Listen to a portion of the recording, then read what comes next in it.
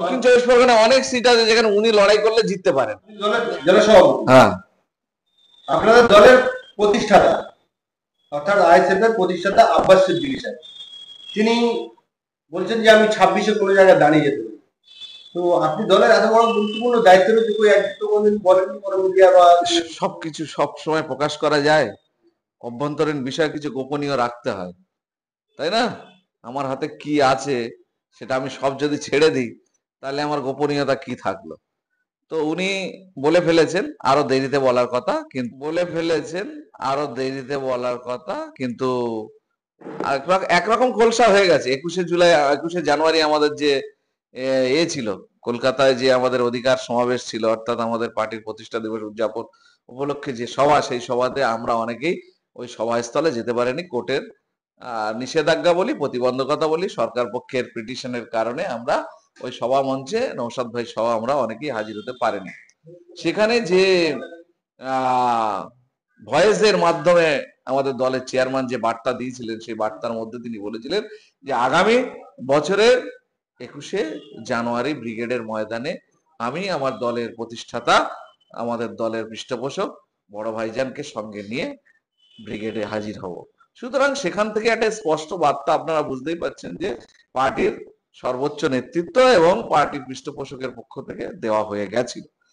এখন পার্টির বিভিন্ন অ্যাঙ্গেল থেকে প্রশ্ন আসছে, তিনি তার মনের মোটামুটি অভিব্যক্তি প্রকাশ করেছেন। পার্টিতে আলাপ আলোচনা হবে এবং সর্বোচ্চ জায়গায় সিদ্ধান্ত হয়ে গেলে পার্টিতে কার্যকরী হবে। এক্ষুনি ওনার মনের কথা উনি বলেছেন, উনি কিন্তু পার্টিকে মাথায় রেখে বলেছেন যে পার্টি যদি সিদ্ধান্ত নেয়, এখনো কিন্তু একটা আল আছে, অর্থাৎ পার্টি সর্বোচ্চ জায়গায় সিদ্ধান্ত হয়ে যদি আমরা মনে করি যে আমাদের পৃষ্ঠপোষককে আমরা দলের স্বার্থে আমরা মানে ওনাকে দলের হয়ে লড়াইয়ের ময়দানে ওনাকে নামতে হবে, এরকম সিদ্ধান্ত যদি হয়ে যায় উনি নেমে যাবেন। উনি তো পার্টির মানে প্রতিষ্ঠাতা, উনি যদি বলেন যে আমি কোনো জায়গায় দাঁড়াবো, সেই জায়গায় পার্টি কি বাধা করতে পারে? বাধার কোনো প্রশ্ন নেই, কিন্তু পার্টির পজিটিভ নেগেটিভ অনেক রকম চিন্তা ভাবনার বিষয় আছে, আরো অভ্যন্তরীণ বিষয় আছে, সেইগুলো আলাপ আলোচনা করে সর্বোচ্চ স্তরে সিদ্ধান্ত করে যদি মনে করে যে বড় ভাইজানকে ময়দানে নামাতেই হবে বা ওনার নামার ইচ্ছা আছে, সেটা আলোচ্য বিষয়। এটা আমি আগ বাড়িয়ে আমি কিছু অ্যাডভান্স বলতে পারবো না। উনি যেটা প্রকাশ করেছেন সেটা সবার সামনে মানে পরিষ্কার হয়েছে, এটা 26-এ ধামাকা হবে বলছে, আশা করা যায়। এবং উনি বলেছেন যে আমি কোনো নরম জায়গা দাঁড়াবো না, একটু গরম জায়গা দাঁড়াবো। উনি সবসময় একটু গরম জায়গায় লড়াই করতে চায়, কিন্তু আমরা চাইবো এমন জায়গায় লড়াই করবো একটা সিট অন্তত বেরিয়ে আসুক। শুধু লড়াই করতে গিয়ে, কাউকে বিট করতে গিয়ে আমরা সেখানে লড়াই করলাম কিন্তু জিততে পারলাম না, কিন্তু অন্য একটা জায়গায়, এটা আমার ব্যক্তিগত মতামত, যে অন্য কোনো জায়গায় লড়াই করলে, একটা সহজ করলে আমার একটা সিট আমার চেয়ারম্যানের মতো আর একজন লড়াইয়ের সঙ্গী আমার বিধানসভার মধ্যে পেয়ে যাবে, সেটা আমাদের ক্ষেত্রে বেশি বেনিফিট হবে। সেই কারণে আমার ব্যক্তিগত মতামত, পার্টিতে যদি জানতে চায় আমি বলবো যেখানে জিততে পারবে, এরকম অনেকগুলো জায়গা আছে যেখানে বড় ভাইজান যদি লড়াই করে তাহলে সেখানে জেতা যাবে, তাহলে সেই জায়গা আমি প্রেফার করবো। যদি উনি বলেন যে মানিক ভাই দক্ষিণ চব্বিশ পরগনা অনেক সিট আছে যেখানে উনি লড়াই করলে জিততে পারেন, কিন্তু এমন কোন একটা মানে লড়াইয়ের ময়দানে খুব একটা মানে কঠিন জায়গা হয়ে গেল, লড়াইয়ের সংশয় থেকে গেল, আমি ব্যক্তিগতভাবে চাইবো না। কারণ আমার একটা সিট যেটা জরুরি, সে জায়গায় একটা কারোর সঙ্গে মানে ব্যক্তিগত বলে রাজনৈতিক বলে একটা লড়াই করতে গিয়ে দক্ষিণ চব্বিশ পরগনাতে অনেক জায়গা রয়েছে, অনেক বিধানসভা গুলো রয়েছে, সেই জায়গায় ফুরফুরা বলতেও এক প্রকার অন্ধভক্ত তারা। তো যদি বলে যে মানিক ভাই আমি দক্ষিণ চব্বিশ পরগনা, ওনার চয়েসের উপরে নির্ভর করবে, ওনার চয়েসের উপর নির্ভর করবে, এরকম কথা আছে। যদি গরম গরম সিট বলেন তাহলে কোন সিটটা হতে পারে? সেটা ওনার চয়েস, আমি বললাম উনি যেটা বাঁচবেন সেটা হবে। অবিলম্বে আমি সরকার সাহেবকে বলবো মাথা ঠান্ডা রাখুন, এবং যদি বেশি গরম হয় মাথার কোনো ডাক্তারের কাছে গিয়ে চিকিৎসা করুন। একটা প্রবাদ বাক্য আছে যে ঈশ্বর আল্লাহ যেটা করে ভালো করে।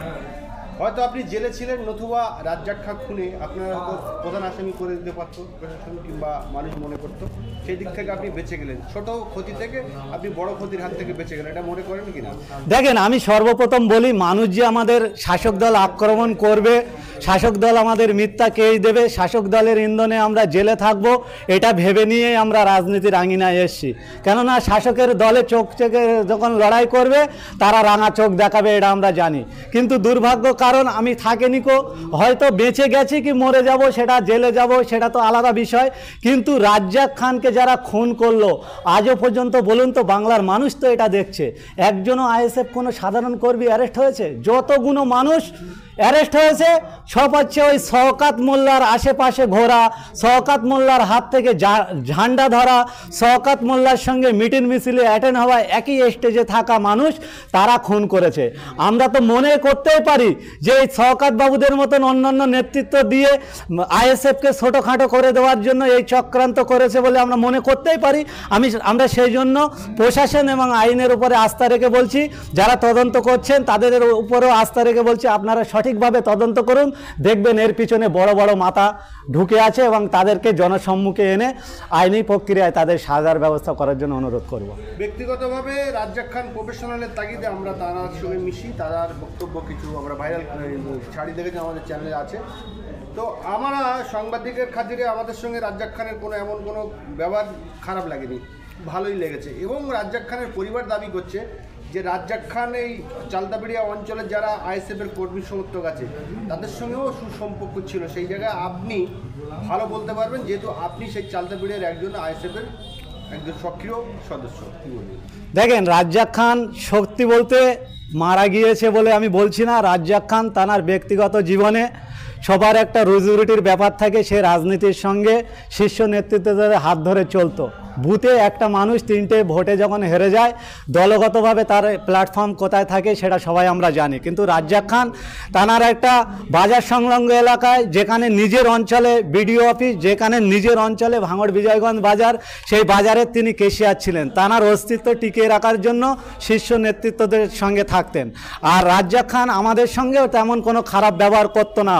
আমাদেরকে অনেক সময় ডেকে রাজ্জাক খান চা খাইয়েছে, আমাদের সঙ্গে কথা বলেছে, আমাদের সঙ্গে কথা বলতো। এবং যতগুলো তৃণমূল কংগ্রেসের নেতা আছে আমি কনফিডেন্সের সঙ্গে বলি, এই রাজ্জাক খান একমাত্র ব্যক্তি যে কিনা নিজের বুথের কোনো ছেলেদেরকে, মানে এই যে মিথ্যা কালচারে কেস খাওয়ানোর ঘটনাটা ঘটে, এটা উনি করেননি, এটা আমি জানি আমার অঞ্চলের থাকার দরুনে। এই যে আপনি যে বিজয়গঞ্জ বাজারের কথা বললেন, গতকাল শওকত মোল্লা ওই বিজয়গঞ্জ বাজার থেকে বললেন যে রাজ্জাক খান খুনে যারা জড়িত আছে, মোফাজ্জল ছাড়া আরও বেশ কিছু যাদের বিজয়গঞ্জ বাজারে দোকান আছে, সেই সব দোকান নিয়ে গরিবদের মধ্যে বন্টন করে দেওয়া হবে। এটা কিভাবে দেখছেন? দেখেন, সাজা যে অপরাধী সে পাবে, কিন্তু এই যে বন্টন করে গরিব মানুষদের কাছে দেবে, আমি বলি পার্থবাবুর টাকাগুলো গরিব মানুষের দাও না। 42 কোটি টাকা তো আছে তার গার্লফ্রেন্ডের বেডরুমে পাওয়া যাচ্ছে 42 কোটি টাকা।